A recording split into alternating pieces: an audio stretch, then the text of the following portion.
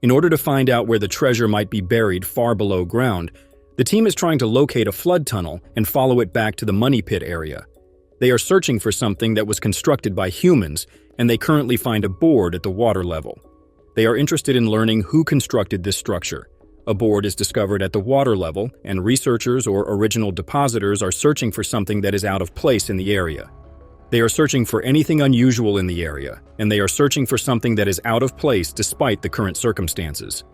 Before they begin excavation, they will seize a large board that has been discovered.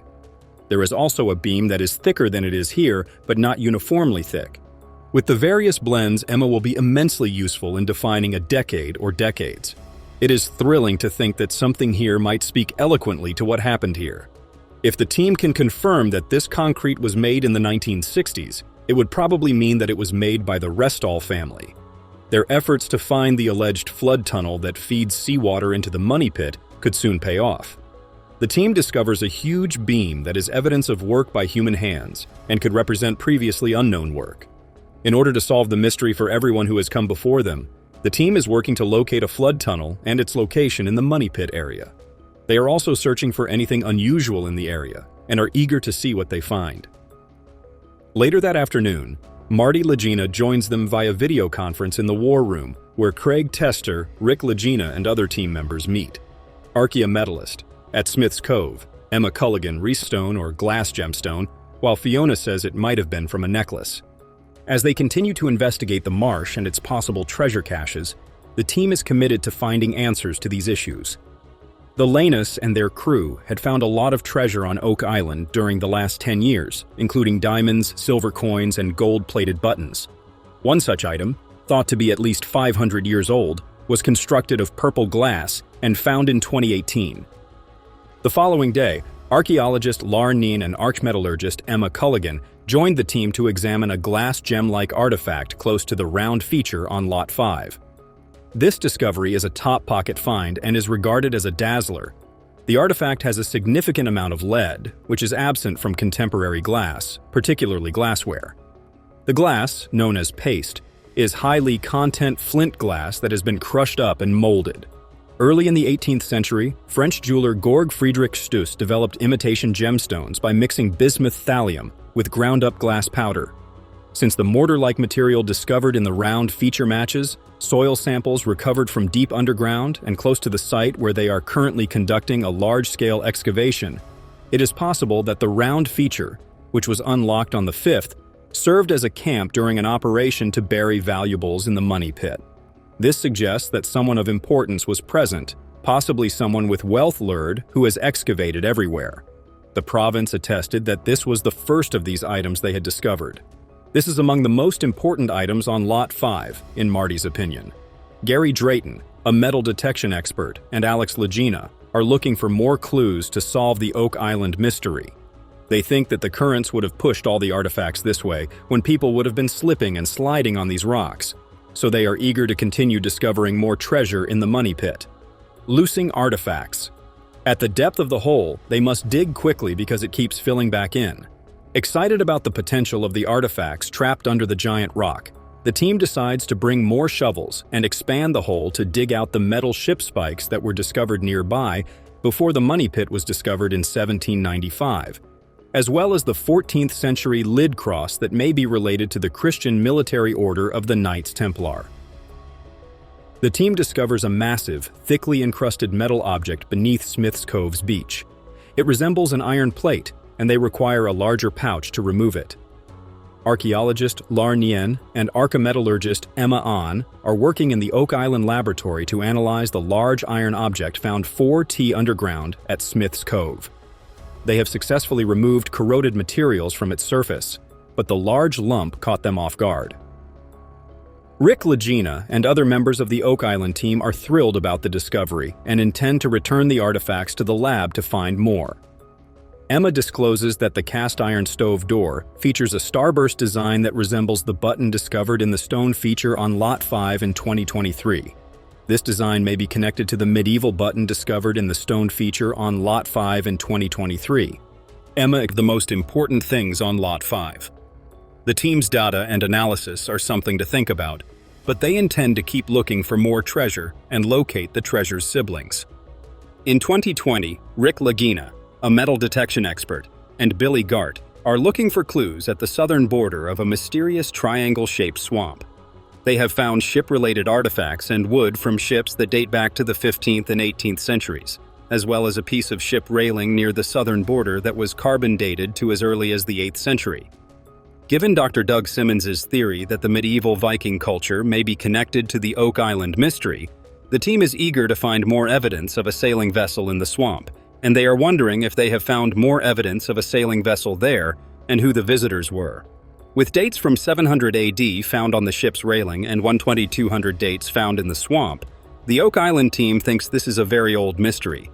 There are compelling indications that there was activity there from the beginning, but to what extent this adds intrigue to the search? The team is eager to see what other potential clues they may find in the area. In conclusion, the Oak Island team is actively searching for clues at the southern border of the swamp, using various methods to uncover clues and examining the historical context of the swamp more than 30 years ago. Billy is digging in the swamp, and they find horizontal and vertical boards, as well as a wall of a shaft or retaining wall.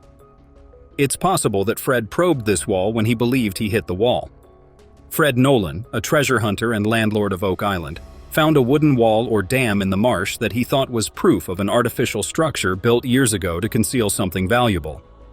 The team is currently looking into whether they have discovered a portion of the same construct and, if so, whether it is connected to the possibly 1250-year-old ship railing fragment discovered nearby in 2020. Geoscientist Dr. Ian Spooner has been invited by Gary and Rick Lena to examine the feature. The team is also interested in finding something that connects the stone road to something else, like a loading and unloading platform. If this is as old as the stone road, it could have been used for unloading goods and constructing other structures. They are particularly interested in the red material beneath the stone road, which may be from around the same time period as the wooden tunnel beneath the garden shaft. If we begin to see that red material inside and around that wood structure, that could put it even further back in time. The southeast corner of the marsh is poorly understood, and in order to better comprehend, more pay dirt has fed the drive to explore the area and find new ground to mine. This urgency and success in the cheap cut has renewed Rick's passion for gold mining. He believes that his many years of experience have given him an edge and skill for this kind of gold and pay dirt prospecting. As Rick stands surveying the land, he points out piles of dirt that he feels could have the best gold content they've ever encountered. He points out a corner in the area that he has high hopes for, noting how all the dirt is piled up together. But why does he feel that way? Well, 20,000 years ago, on Lower Duncan Creek, a glacier once pushed up a mound of rock and dirt, known as a moraine, to the edge of the cheap cut. Rick believes that this blockage has trapped gold all up against it over the centuries. All gold that has washed down from the motherlode. If his theory is right, he has stumbled across a buildup of gold that has been growing for ages. Rick gathers the dirt and rock from where he believes the glacier created the moraine and puts it in his panning bowl.